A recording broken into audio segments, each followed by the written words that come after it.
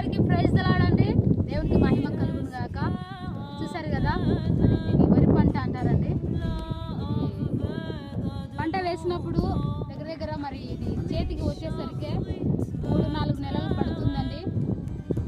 అలా కాకుండా మరి ఆ పంట వేసినటువంటి రైతు, నేను వేశాను కదా నెలకే 2 నెలలకే ఆ వరి పంట పండి నా చేతిలోకి రావాలి అని అంటే కుదరదు కదా. దానికంటే ఒక సమయం ఉంటుంది. తగిన సమయం అందు ఆ పంట చేతికి వస్తుంది.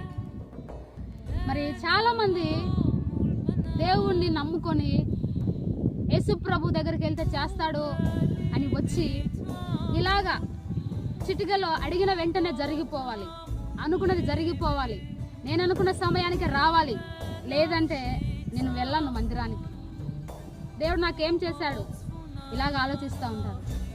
మరి చూడండి, ప్రతిదానికి ఒక సమయం ఉంటుంది. ఆ సమయానికి ఖచ్చితంగా దేవుడు మీ జీవితంలో కార్యం జరిగిస్తాడు. అంతవరకు ఓపికతో ఎదురు చూడండి. కృప కలిగిన దేవుడు మిమ్మల్ని విడిచిపెట్టాడు.